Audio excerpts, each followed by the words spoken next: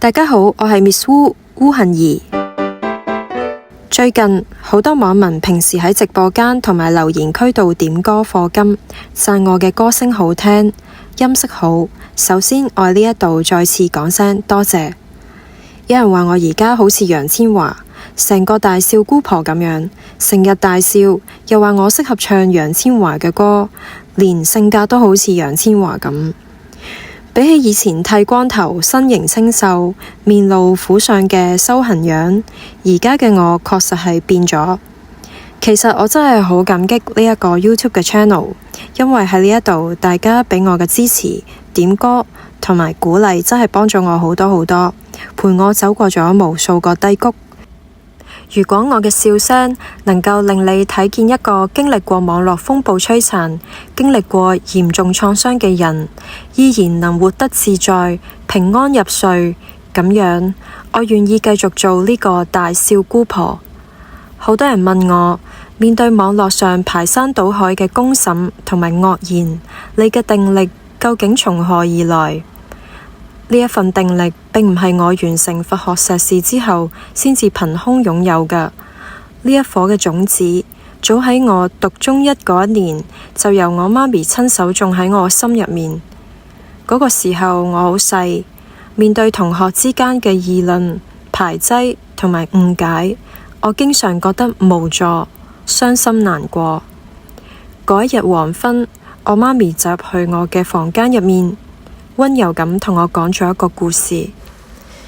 我媽咪問我，如果有人送禮物俾你，你唔接受，咁個禮物係屬於邊個㗎？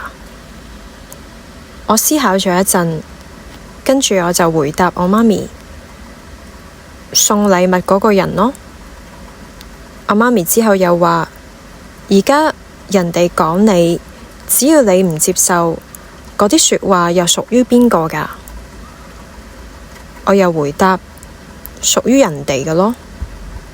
嗰個時候，我媽咪就出去廳度攞咗一本書，照住本書咁讀，就好似有人望住個天，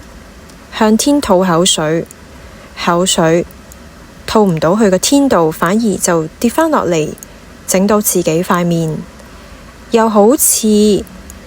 風咁掉嗰啲沙粒，啲沙粒吹唔走，反而就揚起嚟，整到自己嘅雙眼。我聽完之後，突然間明白咗呢個道理，心情亦都變好咗。後來我 search 到呢個故事嘅由來，原來佢係出自《佛說42章經》。呢部經典喺佛教歷史上面係極具分量㗎，佢係東漢時期第一部傳入中國、翻譯成漢文嘅佛教經典。佢冇繁複嘅理論，而係由42段佛陀核心開示組成嘅智慧語錄，專門用最直白、最生活化嘅比喻嚟破除人嘅執着同埋煩惱。而我媽咪讀俾我聽嘅嗰一段話，正係佛陀面對其他人當面痛罵同埋侮辱嘅時候，留俾世人嘅開示。我當時即時已經明白咗呢個道理，就係話同學講我嘅嗰啲說話，只要我唔將佢哋擺喺心入面，咁外在嘅惡意，只要我嘅心唔接受，不隨之起舞，嗰啲嘅傷害就永遠無法成立啦。可能因為我一早就明白咗呢個道理，所以喺好多年之後，當我再次身處排山倒海嘅網絡風暴同埋網台公審入面，喺無數個流淚嘅夜晚，我依然能夠平安咁入睡。一路上打壓同埋封鎖從來冇停止過。以前喺 Facebook， 我被無理禁言過好多次，甚至有一次呢係長達整整6個月。喺嗰段黑暗同埋被禁聲嘅日子裏面，我好似喺網絡上被奪走咗聲音咁。但係又正正因為 Facebook 咁嘅樣呢，先迫使我下定決心喺2020年開拓咗而家呢一個 YouTube channel。當時乜嘢都冇㗎，但係我就係要喺呢度呢，係重新揾到我嘅發聲點。既然網民呢都話我嘅性格啊、聲音啊適合唱楊千嬅嘅歌，雖然呢因為 YouTube 嘅嚴格版權條例，我冇辦法呢直接喺呢一個影片入面放伴奏，但係今日我想用我呢一副被大家讚賞，亦都曾經被試圖扼殺嘅聲音，慢慢咁清唱呢一首歌嘅幾句，送俾此時此刻正喺度收聽緊嘅你。沿途紅燈再紅，無人可擋我路，望着是萬馬千軍都直衝。跟住係跌下來再上去，就像是不倒翁，明明已是撲空，再盡全力保重。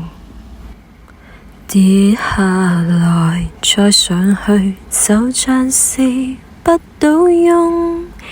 明明已是撲空，再盡全力保重。嗰個時候，面對排山倒海嘅公審、操控同埋長達半年嘅禁言，我雖然一無所有，但我有一份任憑風浪起，內心依然不動如山嘅定力。呢份定力就係我嘅本自具足嘅清淨心。雖然我一早就修讀完佛學碩士，但係嗰個時候我先至真正明白，佛法唔係要嚟攞學位嘅，而係呢喺你真係粉身碎骨嘅時候攞出嚟救命嘅底氣。外在嘅風雨從來都傷唔到你本自具足嘅清淨心，只要你唔接受嗰啲惡意，傷害就永遠無法成立。我媽咪送畀我嘅心靈鑰匙，亦都幫我轉化咗最深嘅傷口。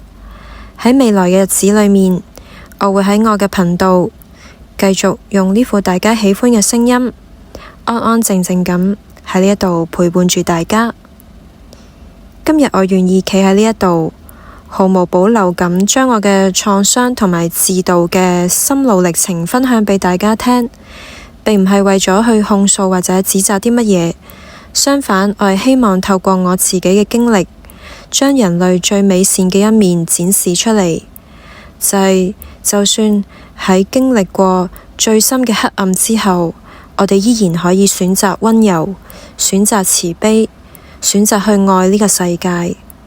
未來無論係透過影片定係深夜嘅直播，我會持續用我所學到嘅佛法智慧，仲有我自身嘅生命經驗，陪伴此時此刻正喺度承受痛苦或者身處迷茫嘅你。